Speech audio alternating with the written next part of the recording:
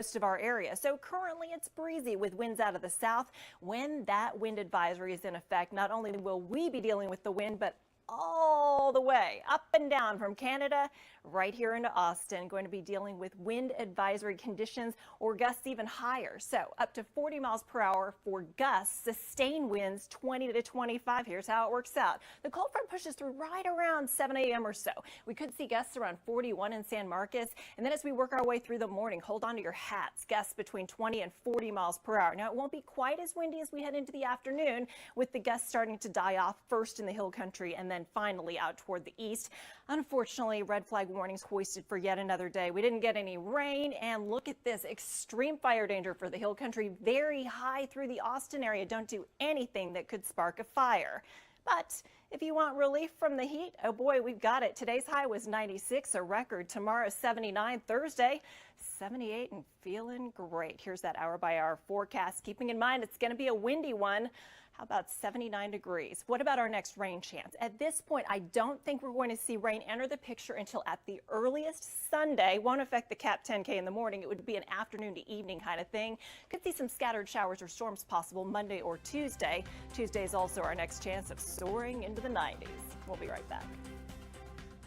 Like the weather? Just wait a second and it will change. Today we soared to records, 96 at Camp Mabry, 93 at Austin Bergstrom, and you know what? Things are all about to change. Right around sunrise tomorrow, a strong cold front barrels in. It brings wind, it brings fire danger, it also brings cooler temps. For instance, right now it's 82 degrees. Tomorrow I'm forecasting an afternoon high of 79 degrees, which is average for this time of year. 83 currently in Burnett, it's 80 in Rosanke, and 78 degrees in LaGrange. Currently, our winds are out of the south. Once the cold front pushes through, it flips our winds to the north, and boy, what's happening? It's Chicago Windler, and I don't know if the boys are going to join me. They just ran outside with my husband. Oh, I'm hearing footsteps. Hi, you want to come upstairs? No, you come up here and say hi. All right, we've got the Walkster. I don't know if Skippy's going to join in, but we at least got one out of the two of them.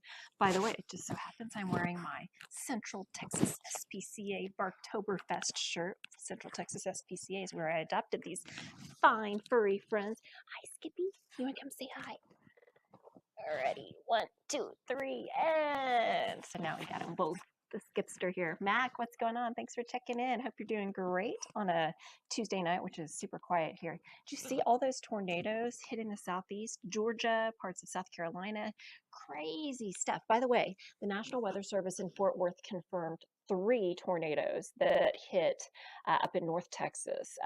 So we were very fortunate that we saw none of that in any way, shape, or form. All right, let's get to your forecast. I'm going to make this one kind of quick, just because, frankly, we're going to enjoy some decent weather. If you don't mind the wind, tomorrow winds will be howling, and the fire danger. We're definitely going to see some increased fire danger as well. Sally Wood, hello. Hope you're doing great. Hanson, what's going on? Yeah, we got the Skippy sighting and the Ewok sighting, so we're pretty much set. All right, so here's what we are looking ahead to. Fire danger on Wednesday, and it is going to be super windy. Right now, if you walk outside, it's breezy with winds out of the south, but tomorrow behind a cold front, which I think will probably get here around 7 in the morning, probably around 5 a.m. for the Northwest Hill Country, winds are going to shift to the north, and they are going to be stiff winds. Hey, Rod, what's going on? You say a tumbling Tuesday. Trembling, a something Tuesday. Jamie, hello. Thanks for checking in. 2 nights in a row. By the way, we are actually not after midnight, which is kind of a crazy turn of events, but I'm going to try to make this one quick and we will be done before midnight. How about that? So when you walk out in the morning, like right now, it's still super muggy out there. When you walk out in the morning, 60s, but markedly lower humidity. And with those north winds, it'll actually feel almost crisp or brisk at times during the daytime hours on Wednesday. Speaking of brisk and crisp, 49 for your low on Thursday, 47 Friday morning. I have a hunch with light winds Friday morning, we're going to see some spots in the hill country that may drop into the 30s, maybe as cool as the mid 30s in some of the coldest low-lying valleys like out in Mason and Gillespie County. So just know that it's going to actually feel kind of chilly for a few days. And we've got brilliant sunshine that'll last through Wednesday, Thursday, Friday, Saturday. Temperatures do start to warm up. We'll see a southerly wind move in by Saturday afternoon. I don't know about you, but I've got all eyes on Sunday. Sunday. Why is that? Well, that's when the Cap 10K is. And I'm super excited to run it. It is going to be a little warmer though, 61 degrees at sunrise on Sunday morning, turning more humid late day. Luckily, the rain showers that we could see, and they look pretty spotty at this point, are going to hold off until the afternoon. So it should be a dry race for the biggest 10K in the state of Texas. Then Monday and Tuesday, both of these days, I've got some scattered shower and thunderstorm possibilities. At this point, there is the possibility that we see some stronger storms, perhaps Monday or Tuesday, but getting more specific than that is pretty much impossible because more or less due to how the dry line fires up storms and if those track in our direction. So computer models are saying, yeah, there's a possibility, but not necessarily a probability. And the next time that we see temperatures soar into the 90s will be on Tuesday. Speaking of temperatures soaring, it was downright hot today, but now a strong cold front is on the way that's definitely going to bring a more pleasant air mass. Isn't it crazy? It's almost midnight and it is still 80 degrees outside. That's after our record-setting 96 earlier. Patchy cloud cover out in LaGrange, a beautiful crescent moon. On my drive home from work tonight, I was like, oh, it's so pretty. A little baby crescent moon hanging in the sky. It's absolutely gorgeous. You've got more clear sky off toward the north and west of places like Mason County. Rod says, a troubling, sorry, I don't know what, I was trying to figure it out. And at first I was like, tumbling Tuesday? Trembling Tuesday? Oh, sorry, it took me a little bit. Chris Bennett, what's up in the Pacific Northwest? And Max says, good luck in the Cap 10K. Thank you so much. I'm super psyched about it. I went on my run today and it was so, like, bad call. I should have gone first thing in the morning. Nope, I decided to go right before lunch. It was soupy and gross. In case you've got any question where that cold front is and whether it actually has cold air behind it, check it out.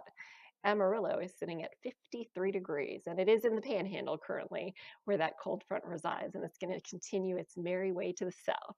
Unfortunately, we have not seen any rain lately. All the heavy rain fell up north where we had that flash flooding taking place across the Dallas-Fort Worth area. So our next rain chances, unfortunately, will not arrive until at the earliest late on Sunday. So the drought is still with us. And unfortunately, with the drier weather and the winds heating up and the just everything combining for another really bad fire danger day as we work our way through Wednesday. Here we go. In case you were wondering about the records, 96 broke the old record of 94, set it back in 1936 at Camp Mabry. At the airport, 93 broke the old record of 89 set back in 1954. So we made history today. Unfortunately, the allergy situation is no bueno. We've got high old oak, hackberry trying to make its name known as well, mulberry and other trees in the moderate range. And then rounding out the list, we've got ash, grass, and mold, all of those in the low range. And just add wind. I think the allergy situation is going to be nuts as we head through your Wednesday with those strong gusty winds. Obviously, we haven't had rain lately, and we are running a deficit for both April as well as the year. Let's see, Chris said we're supposed to hit 70 on Thursday up here. That'll be nice for you. All right, so waiting for this to plot. Sometimes it takes a little bit of time. No new active fires in our area. The yellow means within the last 7 days, but it looks like there was a new one that popped up over the Victoria area or very close to that within the last 12 hours. So tomorrow I have a hunch after that front rolls through, we're going to see a lot more areas with that fire danger. Again, there's a look at that 7-day forecast I shared with you a little bit ago. And we're also going to have air quality in the moderate range with elevated ozone levels. Record heat, there you go, the 96 and then the 93. And I'm pleased to say no records anytime soon. But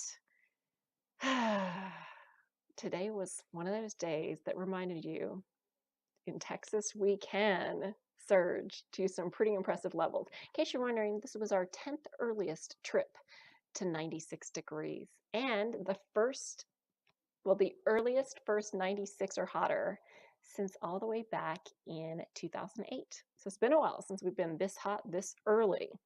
As mentioned, temperatures, 70s and 80-degree temperatures right now, a southerly wind ahead of that cold front.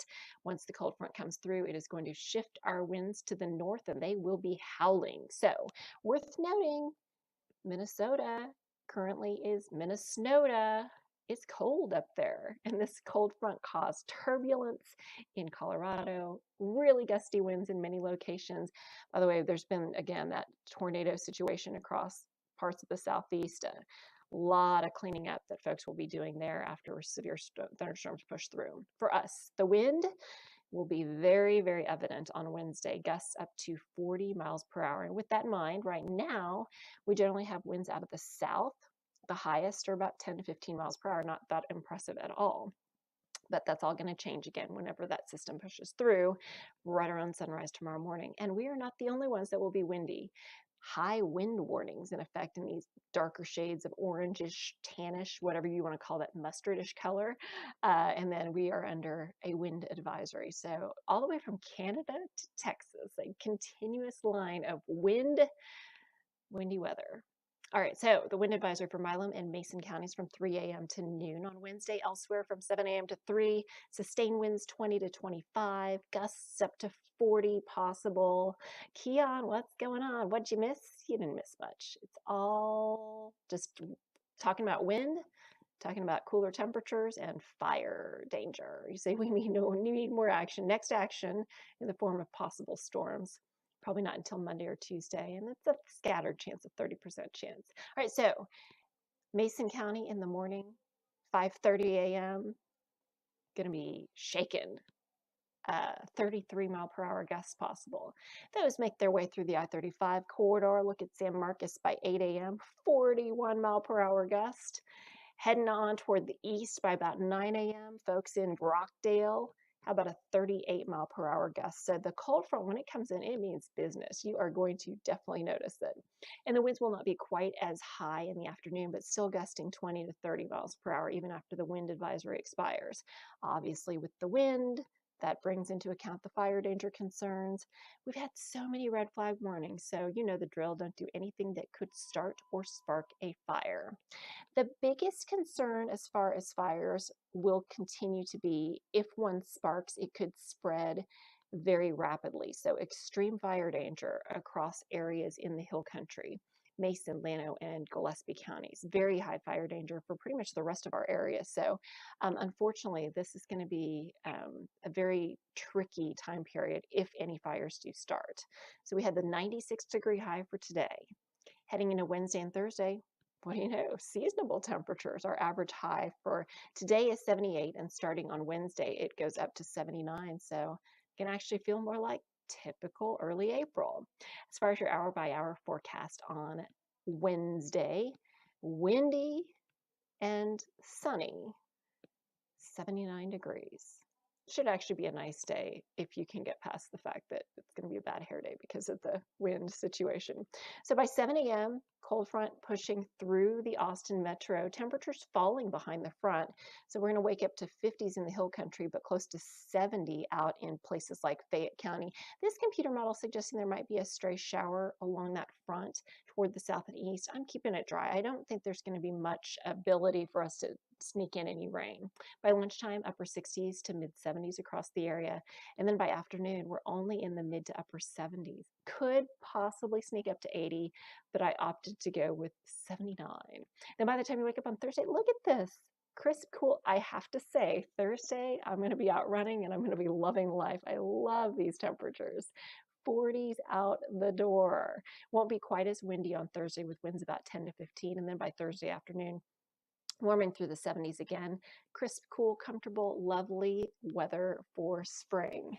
Let's see. Gabriel asking about Ewok. He was here earlier, but they all went downstairs. Stephanie, what's going on? Aaron says wind gusts. Your prettiest map because it has all the cool colors, right? Angel says, you're my favorite weather person. Oh, thank you so much. I appreciate you saying that. Stephanie says the horses don't know what to do with this weather. And Bob says, hi and good night. Only 5 hours of sleep. Well, this is a good, nice, quiet time then, Bob, for you to get those extra Z's. Do it, do it, do it. Stephanie says, hooray, wish it weren't so windy. I'm with you. But the humidity today made me realize, I'm like, oh yeah, this reminds me of summer. We take it for granted, but the heat will be on. Saturday and Sunday, we will see more heat, but it won't be anything like what we saw today. 96 degrees. It was a lot to take. Don't count on much, if any, rain. This is from the Weather Prediction Center. Even though I am forecasting those opportunities of some scattered showers here and there Sunday, Monday, Tuesday, it's not going to be widespread rain for everyone. So in general, we'll be hard pressed to get much more than about 1/4 of an inch of rain over the next week. And again, I've been showing you this drought monitor. Yeah, it's unfortunate, but at this point, not looking likely that we see much improvement in the short term until we get some decent rain, and that's going to be tough to come by. All right, one thing that's worth noting though is we're going to have a cooler than average trend April 13th through 19th as the warmer air pushes off toward the east coast. At the same time as we're dealing with the cooler conditions, what about rain, you may ask? Well, let's take a check. The Climate Prediction Center outlook for that same period is not for us to get rain. It said we will be drier, while our friends off toward the east will see the wetter than average conditions. So at this point, I don't really see much hope for us to kind of climb out of these dry doldrums that we're in. We will have to rely on the occasional threat of some scattered showers and storms and hope that that brings us a little bit of relief here and there. But now we're back to the 7-day forecast. As mentioned, the next hot day is going to be Tuesday at 92. In the meantime, we'll just enjoy these cool, crisp, comfortable, like I can't wait. It'll be so nice. I don't know about you all, but our air conditioning ran today and I'm like, no, it's too early for this. And so we are officially done, making it short, making it sweet. Thanks so much for checking in. Nationwide, I'm looking at a tornado warning. There was one that was just off the coast of North Carolina. The last tornado warning has just officially expired. There's one severe thunderstorm warning in Arkansas right now, and the rest of the country is warning free, at least when it comes to severe thunderstorm warnings. So you can always get updates on our website at cbsaustin.com. As you can see up at the top, the red flag warning, the wind advisory as well. Thanks as always for checking in. And